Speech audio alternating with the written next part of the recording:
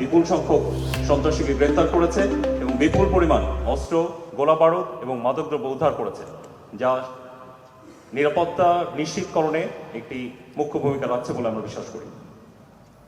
দায়িত্বপূর্ণ এলাকায় সেনাবাহিনী ইতিমধ্যে সমন্বিত ও দৃশ্যমান নিরাপত্তা ব্যবস্থা গ্রহণ করেছে। এই নিরাপত্তা ব্যবস্থা গ্রহণে অন্যান্য আইনশৃঙ্খলা বাহিনী, বিশেষ করে বিজিবি, র্যাব, পুলিশ এবং আনসার আমাদেরকে সর্বাত্মক সহযোগিতা করছে। এই কাজের অংশ হিসেবে আমরা নিয়মিত টহলের সাথে সাথে চেকপোস্ট, গুরুত্বপূর্ণ স্থাপনাসমূহে নজরদারি বৃদ্ধি অলরেডি শুরু করেছি। এটা ছাড়াও নির্বাচনের সময় সেনাবাহিনী স্ট্রাইকিং ফোর্স হিসাবে বেসামরিক প্রশাসনকে তাৎক্ষণিক সহায়তা প্রদানে প্রস্তুত রয়েছে।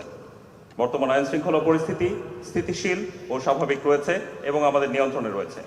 যদি কেউ নির্বাচনকে কেন্দ্র করে সহিংসতা, ভয়ভীতি প্রদর্শন, নাশকতা ও বিশৃঙ্খলা সৃষ্টির চেষ্টা করে, সেক্ষেত্রে সংশ্লিষ্ট কর্তৃপক্ষের সঙ্গে সমন্বয়ের মাধ্যমে প্রচলিত আইন অনুযায়ী তার বিরুদ্ধে তাৎক্ষণিক এবং কঠোর ব্যবস্থা গ্রহণ করা হবে।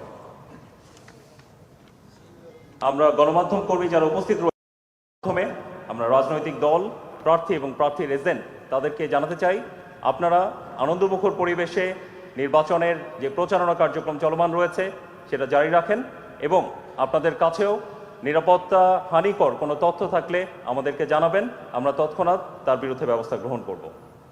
সম্মানিত গণমাধ্যম কর্মীবৃন্দ, আপনারা জাতির দর্পণ স্বরূপ, আপনাদের প্রতি আমাদের বিশেষ অনুরোধ, নির্বাচনকালীন সময়ে সর্বোচ্চ পেশাদারিত্ব বজায় রেখে সংবাদ পরিবেশন করবেন, গুজব বা বিভ্রান্তিকর তথ্য প্রচার থেকে নিজেদেরকে বিরত রাখবেন এবং তথ্য প্রচারের পূর্বে তার তথ্যের সত্যতা যাচাই করে নেবেন এবং আপনাদের কাছে যে তথ্য থাকবে আইন শৃঙ্খলার হানিকর যে কোনো তথ্য আমাদেরকে দিয়ে সহায়তা করবেন।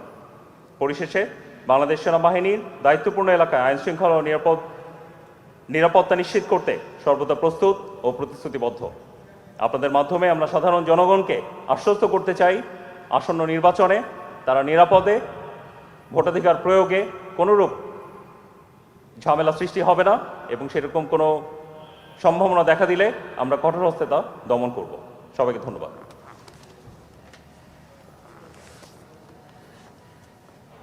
আপনাদের তরফ থেকে আমরা 3টা প্রশ্ন পেয়েছি অলরেডি, যার মধ্যে একটাতে বলা হচ্ছে ঢাকা 14, 16 এবং 18 3টি আসনে সহিংসতা এবং কেন্দ্রভিত্তিক অনিয়মের অভিযোগ এবং ভোটের দিনে ভোটারদের নির্বিঘ্নে কেন্দ্রে আসা যাওয়া এবং নির্দিষ্ট কোনো ঝুঁকিপূর্ণ এলাকা নির্দিষ্ট করা হয়েছে কিনা। প্রথমত, যে অনিয়মের অভিযোগগুলো এসেছে এগুলো রিটার্নিং অফিসার বরাবর যেই অভিযোগগুলো গিয়েছে, রিটার্নিং অফিসার এবং তার অনুমোদিত নেতৃবৃন্দের বিরুদ্ধে কার্যকরী ব্যবস্থা নিয়েছে এবং এখনও নিচ্ছে। ভোটারদের নির্বিঘ্নে কেন্দ্রে আসা যাওয়ার ব্যাপারে আমরা সর্বদা সজাগ আছি এবং আপনাদের মাধ্যমে আমি পূর্বেই বলেছি, আমরা সকল সম্মানিত ভোটারকে নিশ্চিত করতে চাই ভোটের দিন ভোট কেন্দ্রে যাওয়ার ব্যাপারে আমরা সর্বোচ্চ সজাগ রয়েছি এবং সকল আইনশৃঙ্খলা বাহিনী একত্রে এটা নিশ্চিত করতে আমরা বদ্ধপরিকর। এই সকল আসনেই আমরা সকল ভোট কেন্দ্রকে অধিক ঝুঁকিপূর্ণ, মধ্যম ঝুঁকিপূর্ণ এবং সাধারণ এই 3টি ক্যাটাগরিতে ভাগ করেছি এবং এই অনুযায়ী আমরা আমাদের ডেপ্লয়মেন্ট ঠিক করেছি এবং সেখানে একই সাথে সিসি ক্যামেরার কাভারেজ আছে কিনা সেটাও নিশ্চিত করার কাজ চলমান রয়েছে।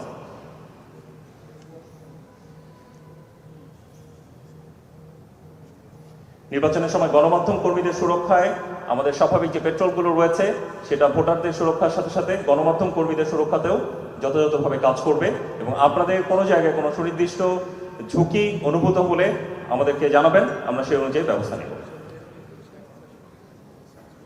ঢাকা 14 আসনে একাধিক প্রার্থীর ব্যাপারে সংঘর্ষের কোনো সম্ভাবনা আছে কিনা এই ব্যাপারে একজন জানতে চেয়েছেন।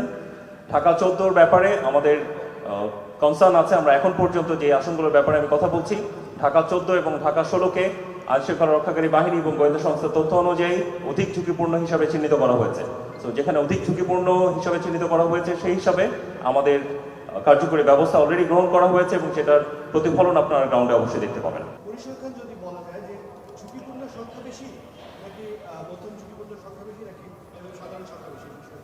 সাধারণ সংখ্যাই বেশি, আর ঝুঁকিপূর্ণ এবং মধ্যম ঝুঁকিপূর্ণ সংখ্যা সাধারণের তুলনায় কম। আমাকে রিটার্নিং অফিসারের যে প্রতিনিধি আছেন আমাদের সাথে, মিস্টার আব্দুর রহিম স্যার বলেছেন আমাদের এখন পর্যন্ত যে হিসাব আছে 18% ভোট কেন্দ্র ঝুঁকিপূর্ণ হিসাবে চিহ্নিত হয়েছে এবং সেই অনুযায়ী আইনশৃঙ্খলা রক্ষাকারী বাহিনীকে নির্দেশনা দেওয়া হয়েছে। Thank you very much.